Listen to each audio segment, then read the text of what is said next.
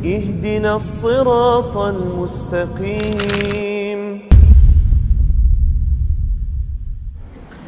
Bismillahirrahmanirrahim. Alhamdulillahi rabbil alamin, wassalatu wassalamu ala al-mab'uthi rahmatan lil alamin, nabiyyina Muhammadin wa ala alihi wa sahbihi ajma'in. Ikhwani wa akhwati fillah, azani Allahu wa iyyakum. Kita lanjutkan pelajaran kita, pembahasan dari Kitabul Buyur, dari Manhajus Salikin wa Tawdihul Fiqhi fid Din, karya Syekh Abdurrahman Ibnu Nasir As-Sa'di rahimahullahu taala, di mana kita telah menyebutkan syarat terakhir dari syarat jual beli, bahwa disyaratkan dalam jual beli akad yang terjadi di dalam jual beli tidak boleh pada suatu barang yang diharamkan secara syariat.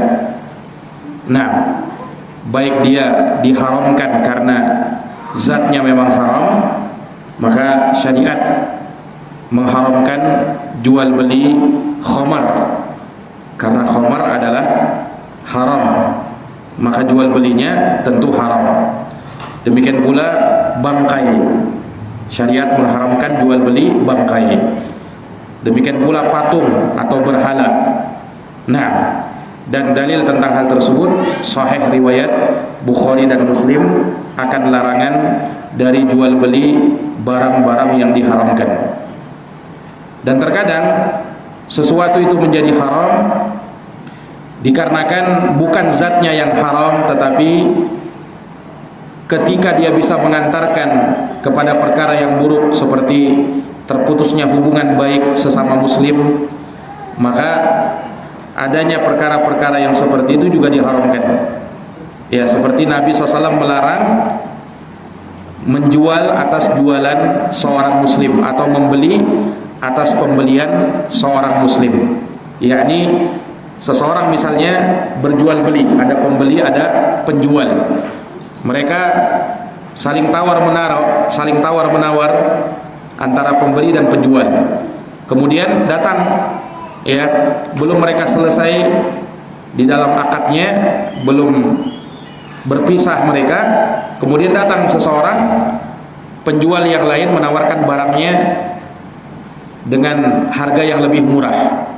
Nah, sehingga pembeli tadi akhirnya dia membatalkan atau tidak meneruskan tawar-menawarnya, dia memilih kepada orang yang menawarkan barang yang lain, yaitu penjual yang kedua. Nah, ini namanya bai' ala bai'i akhihi. Ini diharamkan. Nah, ikhwani fiddin, azani Allah wa iyyakum. Kemudian demikian pula diharamkan seperti disebutkan di sini wan najash, jual beli sistem najash. Nah, ini juga dari perkara yang diharamkan. Dan Nabi bersabda, wala tanajashu, jangan kalian saling najas. Dalam hadis Abu Hurairah riwayat Bukhari dan Muslim. Dalam hadis Ibnu Umar berkata, nahan Nabiyyu sallallahu alaihi wasallam anin najash, bahwa Nabi SAW melarang dari an-najash. Dan an-najash yang diinginkan di sini, ya, yaitu orang yang ingin membeli sesuatu atau dia seakan-akan mau menawar suatu barang, tetapi dia hanya berpura-pura. Dia tidak ada maksud untuk membeli barang tersebut. Nah, ya, orang ini bermaksud atau melakukan hal tersebut untuk memberikan keuntungan kepada si penjual. Iya, supaya orang tertipu. Dia tawar tinggi-tinggi padahal dia bukan maksud untuk membeli, tetapi hanya untuk mengelabui orang. Biasanya dia sudah bekerja sama dengan penjualnya. Nah, yang seperti ini an-najas yang dilarang, yang diharamkan. Ini diperkecualikan darinya bai al-muzayadah, jual beli sistem lelang. Ya, biasanya kalau ada penawaran barang ya di pasar-pasar, misalnya dilelang suatu barang, kemudian ada pembeli, ada beberapa orang pembeli, lalu dibuka barang tersebut dengan harga sekian, lalu ada yang menawarnya, terus menawarnya, maka harga yang tertinggi dia yang mengambilnya. Yang seperti itu diperbolehkan asal tidak ada penipuan di dalamnya. Nah, seperti adanya orang tertentu yang dia bukan bermaksud untuk membeli, tetapi hanya berpura-pura saja untuk mengelabui orang supaya orang tertipu dengan barang tersebut. Ya, ketika ada yang menawarnya dengan harga yang lebih, maka orang berpikir bahwa ini barang tentunya barang yang memang bagus, karena ada orang yang berani menawar dengan harga sekian, maka dia pun terpancing. Akhirnya dia berani ya menyebutkan angka sekian. Nah, ini an-najas dari hal yang dilarang oleh Nabi sallallahu alaihi wasallam, dan dalil tentang hal tersebut ya adalah dalil yang hadits yang sahih riwayat Bukhari dan Muslim. Iya. Kemudian kata beliau di sini, wa min dzalika nahyuhu sallallahu alaihi wasallam anit tafriq baina dirrahim fir raqiq. Ya, di antaranya juga larangan Nabi sallallahu alaihi wasallam dari memisahkan antara dua orang kerabat ya ketika menjual atau membeli budak. Ketika menjual atau membeli budak. Nah, yang apa maksudnya? Iya, ya, terkait dengan hal ini telah datang sejumlah hadis larangan dari hal tersebut, seperti dalam hadis Abu Ayyub Al-Ansari disebutkan, man farraqa baina walidatin wa waladiha farraqallahu bainahu wa baina ahibbatihi yaumal qiyamah. Dalam hadis riwayat Imam Tirmidzi, barang siapa yang memisahkan antara seorang ibu dengan anaknya, maka Allah akan memisahkan antara dia dengan orang yang paling dicintainya nanti pada hari kiamat. Hadis riwayat Imam Tirmidzi. Nah, ini dalam hal pembelian budak. Ada misalnya dua orang, ibu dan anak, dua-duanya budak, dan budak itu diperjualbelikan, ya kan? Nah, ketika mau dijual, maka dua-duanya harus dijual. Jangan hanya salah satunya saja, yang satunya dia tahan atau dia jual di orang lain. Itu tidak boleh, karena konsekuensinya dia akan memisahkan dua orang ini, ya kan? Atau antara dua orang bersaudara, kedua-duanya budak, adik dan kakak. Ya, di dalam Islam kalau mau dijual harus jual dua-duanya, tidak boleh dipisah. Yang satu dijual, yang satunya dia tidak jual. Nah, itu namanya memisahkan dua orang yang bersaudara. Nah, ini dalam penjualan budak yang di zaman sekarang sudah tidak ada. Yang di zaman sekarang sudah tidak ada. Iya. Nah, ini ikhwani fiddin azani Allahu wa iyyakum. Kemudian kata beliau, wa min dzalika, di antaranya juga, idza kana al-mushtari yu'lam minhu annahu yaf'alul ma'siyah bimashtarahu kashtira'il jawz wal bid lil kimar awis silah lil fitnati wa ala qutta'it tariq. Di antaranya juga dari larangan ya, apabila seorang pembeli diketahui darinya secara yakin atau besar dugaan kuat ya, sangkaan kuat bahwa dia si pembeli ini akan melakukan maksiat dengan barang yang dia beli.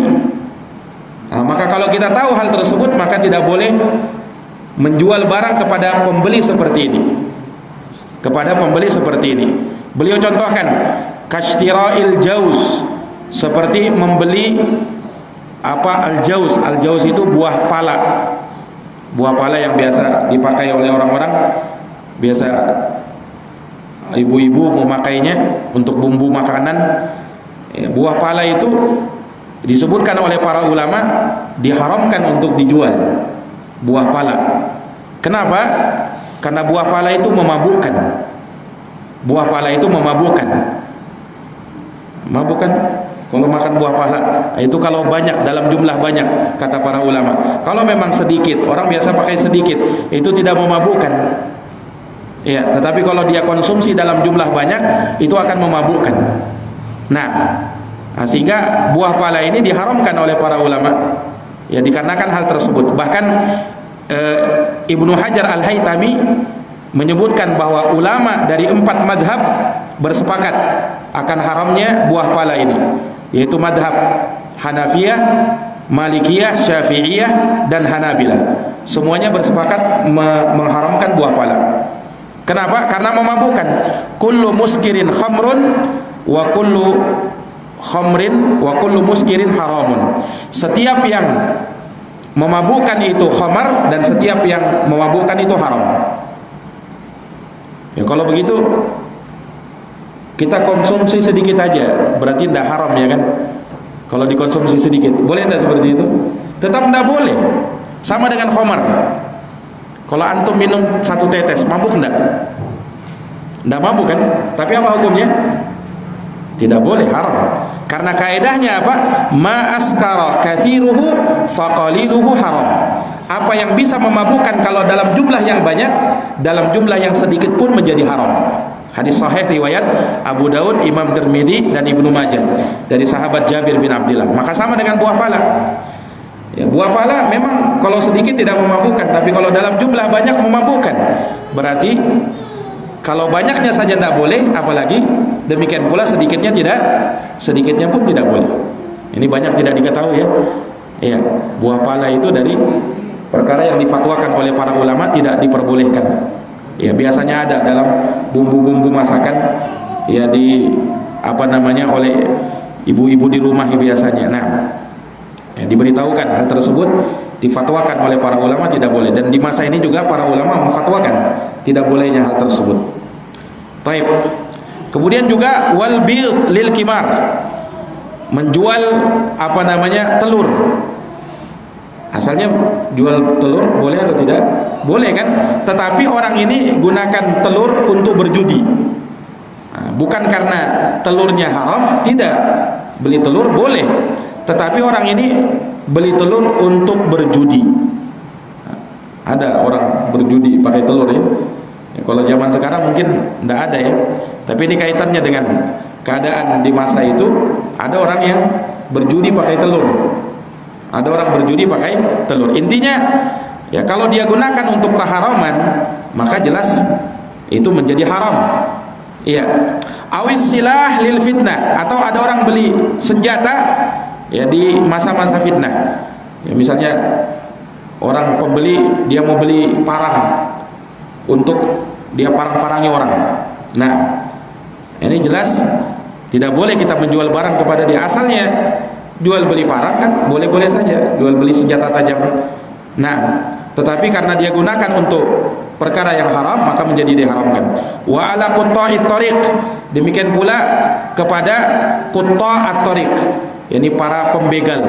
Kalau ditahu ini tukang begal, nah boleh kita jual senjata tajam kepada orang ini, karena diketahui bahwasanya dia akan melakukan keharaman. Nah, perkara ini dikiaskan juga, ya, dengan semua perkara jual beli yang asalnya halal, tetapi karena si pembeli ini kita ketahui secara pasti dia mau melakukan perkara yang haram, maka menjadi haram, tidak boleh. Ya, misalnya ada orang masuk juga dalam sewa menyewa misalnya. Nah, dia punya rumah sewaan, tetapi dia tahu bahwa orang yang menyewa rumahnya ini dia gunakan rumahnya untuk, ya, misalnya dia berdisko di rumahnya, atau dijadikan rumah untuk bernyanyi musik-musik yang diharamkan. Nah, misalnya, maka tidak boleh menyewakan rumah kita kepada orang yang seperti ini. Ya, tidak boleh menyewakan rumah kita kepada orang yang seperti ini. Ya, termasuk juga yang disebutkan bagaimana misalnya menjual pakaian-pakaian atau baju wanita yang, ya, terlihat auratnya, yang harusnya dipakai di dalam rumah. Nah, dipakai di dalam rumah untuk suaminya. Ini baju-baju yang terlihat di dalam rumah yang harusnya dia gunakan ketika bersama suaminya di dalam kamarnya.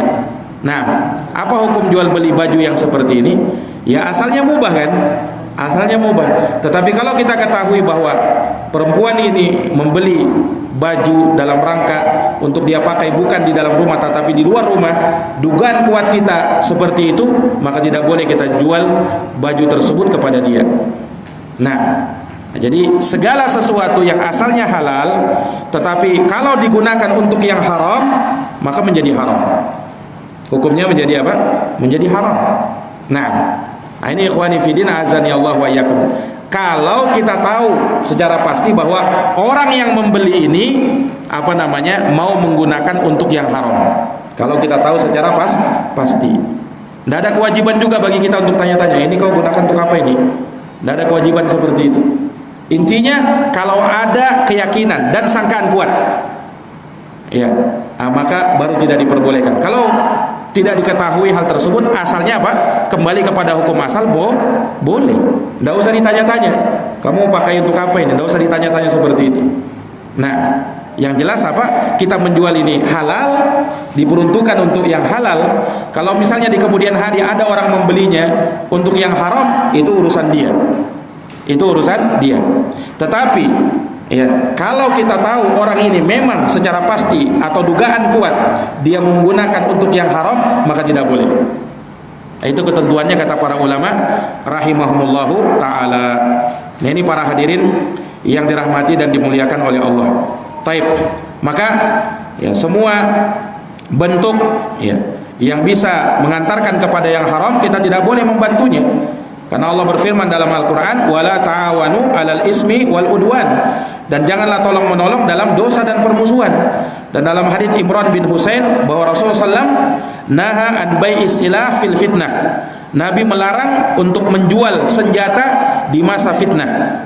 Ini ketika dia jual senjata tapi untuk membunuh orang. Nah, asalnya jual beli senjata tajam boleh saja kan? Ya, untuk digunakan untuk kemaslahatan dia motong kayu atau apa. Tetapi orang ini gunakan untuk perbuatan maksiat, untuk merampok, untuk mencuri dan sebagainya, maka yang seperti ini menjadi diharamkan karena hal tersebut. Baik, ikhwani fiddin, a'azani Allahu wa iyyakum. Maka ini dari perkara yang disebutkan oleh para ulama. Demikian pula ada perkara-perkara yang terkait dengan syarat ketujuh ini disebutkan oleh para ulama tentang hukumnya, dan ulama berbeda pendapat tentang hukumnya. Dan ini mungkin banyak kita temukan di tengah masyarakat kita.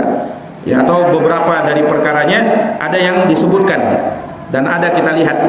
Ya, misalnya seperti jual beli binatang buas.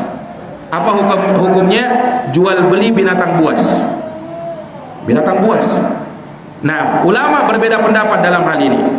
Ulama berbeda pendapat di dalam hal ini. Ya. Dan yang kuat dari pendapat para ulama, ini pendapat jumhurul ulama. Pendapat jumhur al ulama bahwasanya dirinci perkaranya. Kalau binatang buas ini bisa dipakai untuk berburu, ya, maka boleh untuk diperjualbelikan. Kalau memang bisa dipakai untuk berburu, memang sudah dilatih, ya, maka ada kemanfaatannya kan, maka ini boleh dipelihara, ya, dalam rangka untuk dia pergunakan nanti untuk berburu. Ini mungkin orang-orang yang tinggal bukan di kota, berarti dia tinggal di kampung-kampung, di dusun, di tengah-tengah hutan, dia mungkin perlukan hal tersebut. Nah, tetapi selain anjing, ya, kalau anjing sudah pernah kita sebutkan tidak boleh jual beli anjing. Tidak boleh jual beli anjing. Ini binatang buas selain apa? Selain anjing. Iya. Itu pun kalau anjing masuk dalam binatang buas, ya. Anjing masuk binatang buas atau tidak? Hah? Masuk, ya? Iya. Nah, binatang buas kalau misalnya anjing, ya, maka itu tidak diperbolehkan untuk diperjualbelikan. Tetapi selain itu yang bisa digunakan untuk berburu, maka boleh. Tetapi kalau yang tidak bisa digunakan untuk berburu, maka mayoritas ulama berpendapat tidak boleh diperjualbelikan dengan alasan bahwa itu binatang buas yang bertaring. Kan tidak bisa juga dimakan, itu apa dipelihara. Kemudian yang kedua, menyia-nyiakan harta. Nah, ini yang difatwakan oleh Lajnah Daimah terkait dengan hal tersebut. Nah, sehingga kalau jual beli binatang buas, hukumnya apa? Dilihat. Kalau ada manfaatnya digunakan untuk berburu, boleh. Tapi kalau tidak ada manfaatnya, tidak boleh. Tidak boleh. Dan ini selain anjing. Kalau anjing sudah kita sebutkan, walaupun ada manfaatnya, kita gunakan untuk jaga kebun misalnya, boleh memang, tetapi tidak boleh diperjualbelikan anjing itu. Kemudian apa hukumnya jual beli monyet? Ada juga orang beli monyet, ya kan? Nah, apa hukumnya jual beli monyet? Ulama memfatwakan, ya, seperti diantaranya Lajnah Daimah, bahwasanya monyet ini termasuk hewan yang haram untuk dimakan. Ya. Dan apa namanya? Disebutkan bahwasanya Allah Subhanahu wa taala telah mengutuk orang-orang Yahudi menjadi monyet. Ya, menjadi monyet. Maka terkait dengan jual beli monyet, Lajnah Daimah yang diketuai oleh Syekh bin Baz dan anggota-anggotanya, diantaranya Syekh Shalih Fauzan dan para ulama yang lainnya, mereka memfatwakan tidak diperbolehkan jual beli, ya, monyet. Tidak diperbolehkan untuk jual beli monyet. Nah, dan Nabi SAW melarang akan hal tersebut, ya. Di samping itu dapat menyia-nyiakan harta seseorang. Nah, di samping itu bisa menyia-nyiakan harta seseorang, ya, maka tidak boleh jual beli monyet. Tapi bagaimana jual beli burung? Nah, jual beli burung. Burung ini kan bukan binatang buas, ya kan? Nah, bagaimana hukum jual beli burung? Ya, kata para ulama, ya, jual beli burung ini terbagi menjadi dua. Yang pertama, yang bisa diambil manfaat, ya, dari warnanya dan suaranya yang indah. Nah, dan ini kebanyakannya, ya, orang beli burung karena suaranya bagus atau lihat warnanya. Maka jumhur ulama berpendapat boleh untuk dibeli, dengan syarat dia harus pelihara dengan baik, dia atur makanannya, ya kan, dia kasih makan, jangan dia telantarkan. Nah, ya, jadi kalau untuk pelihara burung, ya, sama sejenis dengan itu, misalnya beli ikan hias, ya kan, yang seperti ini kalau memang ada manfaatnya dengan dia melihatnya bagus untuk apa namanya, menyegarkan pikirannya kadang seseorang, atau dia menikmati suara indah burung tersebut misalnya, maka yang seperti ini boleh. Karena Nabi pernah bersabda kepada Abu Umair yang dia kehilangan burungnya, menunjukkan dia pelihara burung. Kata Nabi, "Ya Abu Umair, ma fa'alan nugoir." Wahai Abu Umair, apa yang dilakukan oleh burung kecilmu, yaitu nugoir. Nah, dia punya burung kecil peliharaan namanya burung nugoir. Dia kasih nama lagi, nama burungnya. Nah, maka kalau memang seperti ini, ya, dimanfaatkan dari warnanya dan suaranya yang bagus, boleh menurut pendapat mayoritas ulama. Tetapi kalau tidak ada manfaatnya, ya, burung yang tidak ada manfaatnya, maka tidak boleh untuk diperjualbelikan. Tidak boleh untuk diperjualbelikan. Nah ini ikhwani fillah azani Allahu wa iyyakum. Baik, jual beli binatang buas sudah kita bahas, jual beli monyet, jual beli burung. Nah, sekarang jual beli hasyarat. Hasyarat itu serangga atau hewan-hewan kecil. Boleh tidak jual beli serangga atau hewan-hewan kecil tersebut? Nah, ini ada rinciannya juga di kalangan para ulama. Iya. Yang pertama, kalau tidak ada unsur kemanfaatannya. Iya, tidak ada unsur kemanfaatannya, seperti kalajengking misalnya, tikus, apa manfaatnya itu? Nah, maka yang seperti ini tidak boleh diperjualbelikan karena tidak ada unsur manfaatnya dan termasuk menyia-nyiakan harta. Bahkan hewan-hewan ini seperti tikus itu dianjurkan untuk dibunuh. Kalajengking dianjurkan untuk dibunuh, maka tidak boleh. Tapi kalau ada unsur kemanfaatannya, seperti apa? Jual beli cacing untuk dipakai sebagai umpan memancing, ya kan? Ada orang apa namanya dijualnya cacing untuk umpan pancingan misalnya. Nah, yang seperti ini boleh karena ada manfaatnya. Ini boleh karena ada manfaatnya. Ada juga orang jual beli lintah, ya, untuk apa? Menyerap darah kotor. Dan itu ada sekarang, ya, cara-cara pengobatan seperti itu. Nah, yang roji dari pendapat para ulama, karena ada manfaatnya seperti itu, boleh. Jadi intinya jual beli serangga-serangga kecil itu dilihat ada tidak manfaatnya. Kalau ada manfaatnya boleh, tapi kalau tidak ada manfaatnya tidak diperbolehkan. Nah, baik. Nah, ini ikhwani fiddin, a'azani Allahu wa iyyakum. Ya, semisal dengan itu juga jual beli lebah. Itu juga dibahas oleh para ulama, yang mana jumhur ulama berpendapat boleh karena asalnya dia suci dan bermanfaat. Ya, lebah bisa menghasilkan madu, ya kan? Sehingga asalnya adalah diperbolehkan. Iya. Jual beli ular. Boleh enggak beli ular? Kadang ada orang beli ular mungkin bagus warnanya dilihatnya, ya kan? Nah, iya. Boleh enggak beli ular ini? Nah, atau ada sebagian orang bahkan pelihara ular-ular berbisa. Ular kobra dia pelihara. Nah, kadang dia beli ular-ular seperti itu. Ya, memang mungkin dia jiwa-jiwa suka reptil-reptil begitu. Nah, ada orang seperti itu. Ya, bagaimana hukum jual beli ular ini? Nah, ikhwani fiddin, a'azani Allah wa iyyakum. Ya, ulama menegaskan bahwa tidak diperbolehkan jual beli ular. Ya, dengan segala bentuk dan jenisnya. Kenapa? Karena ular ini diperintahkan oleh Nabi untuk dibunuh. Makanya kalau ketemu ular, bunuh. Nah, itu perintah Nabi SAW. Jangan tertipu dengan sebagian orang berkata, oh, ini untuk menjaga alam supaya ekosistemnya tetap berjalan, ini. Itu semua yang mereka sebutkan. Tapi Nabi SAW sendiri suruh membunuh ular. Dan Nabi tidak mungkin berucap dengan hawa nafsunya. Nah, ada sebagian orang lihat ular berbisa, sudah jelas ular kobra, dia tangkap, dia lepaskan lagi. Nah, ini tidak bagus. Seperti harusnya harusnya dibunuh. Ya, jangan dikarenakan kita sayang dengan hewan, pecinta hewan. Ya, akhirnya yang berbisa-bisa juga, yang bisa mencelakakan orang dia juga lepaskan. Tidak boleh seperti itu. Nah, ya, kecintaan kepada hewan juga harus dilihat. Bukan salah cinta sama hewan, tetapi jangan sampai jangan sampai melarang atau melanggar apa yang diperintahkan oleh Nabi SAW. Nabi suruh bunuh. Nabi suruh suruh bunuh ular. Khamsun fawasik, kata Nabi. Ada 5 hewan-hewan fasik yang boleh dibunuh, baik di tanah haram atau di luar tanah haram. Salah satunya adalah hayyah, ular. Ular itu diperintahkan untuk dibunuh. Nah, ini ikhwani fiddin, azani Allahu wa iyyakum. Ya. Nah, termasuk dari hewan-hewan yang juga memang diperintahkan untuk dibunuh seperti tikus, kalajengking, ya, termasuk juga lipan, ya, dan yang semisal dengan itu. Semisal dengan itu. Nah, ini ikhwani fiddin, azani Allahu wa iyyakum. Ya.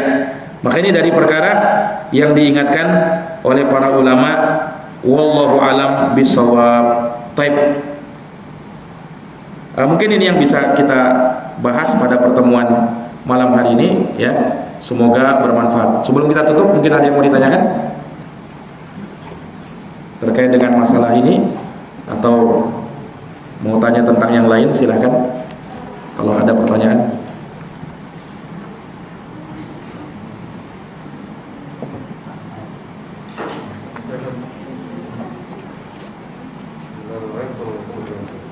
Waalaikumsalam. Kebetulan Ustaz, kami di bidang pertanian itu Ustaz, ada semacam cinta hewan ya.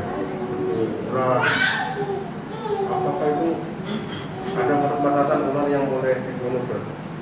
Atau semuanya memang wajib untuk dibunuh? Iya, asalnya semua ular itu dibunuh. Karena Nabi SAW tidak merinci halnya. Kalau hewan, kata Nabi SAW, hayya itu semua jenis ular. Mau ular berbisa, mau tidak berbisa, itu dibunuh pada dasarnya. Dan di situ tidak disebutkan rincian. Asal andaikan dirinci hal tersebut, niscaya Nabi akan sebutkan jenis-jenis ular yang harus dibunuh. Ya kan? Nah, tentunya dari sisi skala prioritas memang ada, yaitu ular-ular yang paling berbisa, yang sangat berbisa dan membahayakan kehidupan manusia. Nah, ini yang lebih diprioritaskan untuk dibunuh. Ya, misalnya ular kobra atau ular piton yang bisa, dia tidak berbisa tapi bisa melilit orang karena sudah besar, ya kan? Kalau sudah besar, itu yang seperti itu dibunuh. Jadi pada dasarnya semua jenis ular itu dibunuh. Karena para ulama tidak merinci ularnya apakah ular yang berbisa atau tidak berbisa, besar atau kecil, asalnya semua jenis ular itu dibunuh. Nah, Allah. Tetapi ya tidak perlu kita berburu cari ular kemudian bunuh. Tidak seperti itu. Ini kalau ada saja kita lihat dibunuh, bukan langsung ayo kita pergi kerahkan semua pasukan ke mana-mana cari ular bunuh, bukan seperti itu. Itu Nabi tidak suruh seperti itu. Tapi kalau kamu lihat ular, misalnya ada di di dalam rumahmu atau di pekarangan rumahmu, ya bunuh ular itu. Tidak perlu kita sampai meluas-luas kemana-mana mencari-cari ular. Tidak perlu seperti itu. Yang ditemukan saja. Nah, wallahu a'lam. Masalah biawak. Ya. Biawak itu boleh dimakan. Biawak itu hewan bertaring, maka dia tidak boleh untuk dimakan. Bedakan dengan dop. Ya, disebutkan kalau dop itu sebagian orang menerjemah dop itu biawak, padahal tidak betul ya. Kalau biawak itu hewan bertaring, itu haram dimakan. Kullu dhinabin minas siba faqluhu haram. Semua hewan yang bertaring atau berkuku, cakar itu haram untuk dimakan kata Nabi sallallahu alaihi wasallam. Kalau dop itu kadal padang pasir. Nah, disebutkan oleh Nabi SAW bahwasanya dop itu ya seperti Nabi mengibaratkan orang-orang akan ikut kepada Yahudi atau Nasara. Naam, saking besarnya pengikutan mereka itu, kalau misalnya mereka membuat sarang seperti dop membuat sarang, dia akan ikut juga ke situ. Nah, kemudian ditanya siapa itu, Yahudi dan Nasara. Nah, di situ Nabi menyebutkan dop. Dop sering diterjemahkan oleh sebagian orang katanya biawak. Padahal tidak sama. Biawak itu tidak boleh dimakan. Sementara dop, kadal padang pasir, itu halal dimakan. Halal dimakan. Coba lihat aja perbandingannya di YouTube itu ada itu. Ketik saja dop, ya, kadal padang pasir, muncul itu. Itu beda dengan biawak. Kalau biawak itu haram dimakan ya karena dia bertaring. Wallahu a'lam. Nah, apa? Nah, kalau buaya ulama beda pendapat. Karena dia termasuk hewan air, ulama beda pendapat buaya itu dimakan atau boleh dimakan atau tidak. Nah, ya karena Nabi SAW bersabda secara umum terkait dengan hewan air. Ya, kata Nabi SAW, huwa tahuru ma'uhu al-hillu maitatuhu. Ya, semua air itu, air sungai atau air laut itu suci dan bisa mensucikan. Kemudian kata Nabi, halal bangkainya. Bangkainya saja halal, apalagi yang hidup di dalamnya. Nah, makanya kata para ulama bahwa semua hewan laut atau hewan sungai halal dimakan kecuali yang bisa membahayakan diri. Kecuali yang bisa membahayakan diri. Misalnya ada yang beracun misalnya, Anda boleh dimakan karena beracun. Nah, buaya itu ulama berselisih pendapat. Sebagian ulama membolehkan, sebagian ulama membolehkan karena dia termasuk hewan laut, hewan air. Sungaikah dia, lautkah dia? Nah, sehingga sebagian ulama membolehkan. Tapi sebagian lain mengatakan tidak boleh karena dia bertaring. Wallahu alam, yang lebih kuat itu boleh. Karena dia termasuk hewan air yang hidup di air, sehingga yang lebih kuat wallahu alam diperbolehkan. Iya, kalau ada yang mau makan buaya ya. Baik. Kalau kucing hias itu gimana? Kenapa? Kucing hias. Dimakan atau apa? Dijual belikan. Nah, sudah pernah kita bahas tentang jual beli kucing. Ulama berbeda pendapat, tetapi yang paling kuat dari pendapat para ulama tidak diperbolehkan. Karena Nabi SAW disebutkan dalam hadis, nahan Nabi SAW ya an bai'is sinnaur. Rasulullah SAW melarang dari jual beli kucing. Mau dia kucing garong, kucing hias, kucing apapun, pokoknya semua jenis kucing tidak diperbolehkan untuk diperjualbelikan. Ya, apalagi terkadang kalau kucing hias, harganya mahal-mahal ya kan. Nah, itu tidak diperbolehkan, jual beli kucing tidak boleh. Dan itu pendapat mayoritas jumhur ulama melarang jual beli kucing. Termasuk diantaranya Syekh Saleh Al Fauzan hafizahullah taala pada hari ini melarang jual beli kucing. Nah, dan kucing boleh dipelihara kan? Boleh pelihara kucing, tapi membelinya tidak boleh. Jual beli tidak boleh. Nah, ya kalau misalnya dia dapat diberi misalnya, ya kan, diberi sama tetangga misalnya, atau dia dapat dari hutan, atau ada kucing liar misalnya tersesat, dia pelihara, boleh, itu tidak dibeli kan. Nah, tapi kalau membelinya tidak boleh memang. Nah,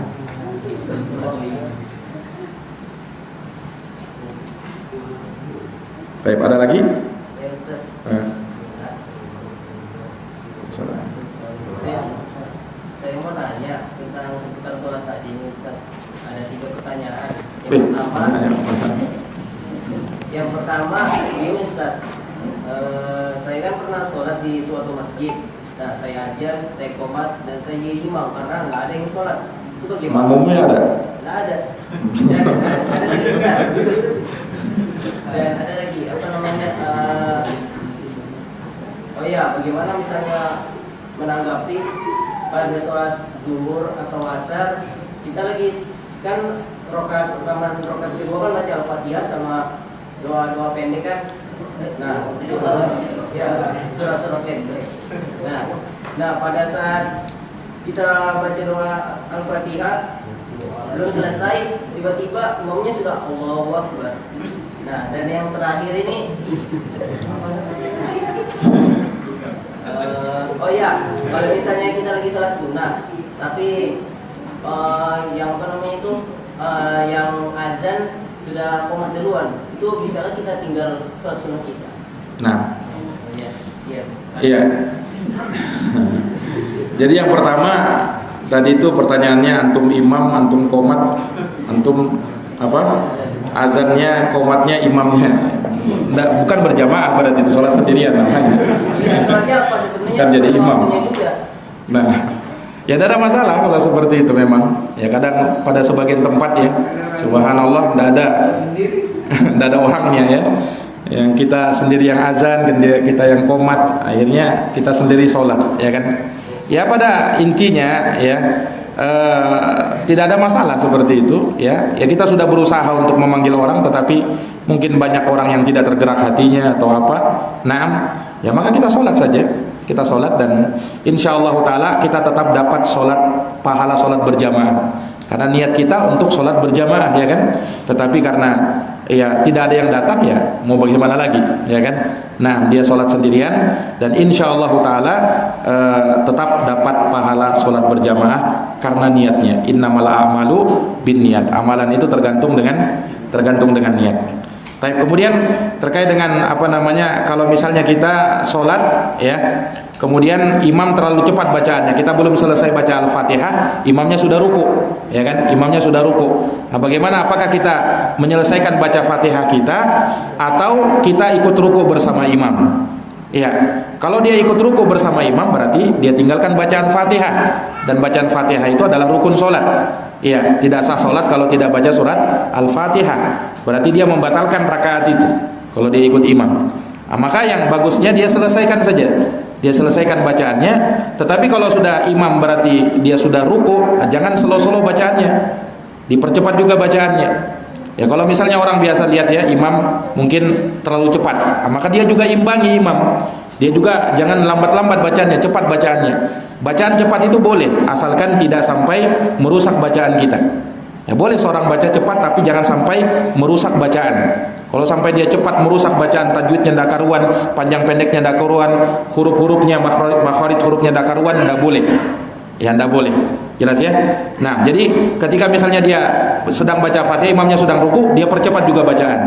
Dia percepat juga bacaan. Ya kecuali kalau misalnya baru dia baca sudah ruku imamnya. Nah, ini kan sulit mau mengejar imam begitu kan? Ya kalau begitu dia batalkan saja. Dia batalkan. Nanti kalau imam salam, dia naik lagi 1 rakaat. Ya, karena sulit mau mengejar imam baru dia belum saja baca apa Al-Fatihah. Sulit mengejar imam, kecuali kalau misalnya sudah ihdinas siratal mustaqim misalnya ya kan, atau iyyaka na'budu wa iyyaka nasta'in, masih bisa dikejar imam itu ya kan, masih bisa dikejar imam. Dia kejar saja ya, dia dapati imam walaupun dia sudah ruku ya, maka tidak masalah. Tidak masalah, dia apa namanya tetap ikut. Imam jangan sampai lewat dari 3 gerakan. Kalau lewat dari 3 gerakan bisa membatalkan sholat berjamaahnya. Ya, jadi kalau misalnya kita terlambat dari imam, minimalnya tidak boleh sampai lewat dari 3 gerakan. Ya, 3 gerakan itu ruku, misalnya kita berdiri kan, ruku 1 gerakan,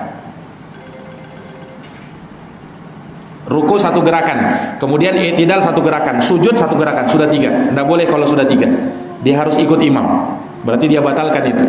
Tapi kalau misalnya imam baru i'tidal, masih bisa dikejar, masih boleh karena baru 2 gerakan kan. Kalau sudah 3 gerakan itu sudah banyak dan tidak boleh 3 gerakan. Jelas ini? Itu ukurannya. Kalau kita misalnya terlambat dari imam, lihat aja imamnya sudah berapa kali gerakan ini, kita ketinggalan. Kalau sudah 3, tidak boleh, harus ikut. Nah, konsekuensinya kalau ikut, kalau berarti tidak sempat baca Fatihah, berarti dia batalkan itu bacaan Fatihahnya. Naam, dan nanti dia tambah 1 rakaat lagi. Dia tambah 1 rakaat lagi. Jelas ini? Baik. Itu pertanyaan yang kedua. Yang ketiga, kalau misalnya dia sholat sunnah tadi kan, kemudian imam qomat sudah ditegakkan. Ya. Nabi SAW bersabda, la sholata, ya, idza uqimatis shalah fala sholata ilal maktubah. Apabila salat telah ditegakkan iqamat, maka tidak ada salat kecuali salat yang telah diiqamati. Berarti salat sunnahmu batalkan. Salat sunnahmu batalkan. Kecuali kata para ulama, kalau dia sisa tasyahud. Nah, kalau sisa tasyahud teruskan saja. Karena apa? Dia bisa kejar. Dia bisa kejar, ya kan? Tapi kalau baru 1 rakaat, batalkan. Ya, misalnya dia sholat terlalu lama, kadang muazin sudah qomat duluan. Nah, jangan dia teruskan sholatnya, jangan.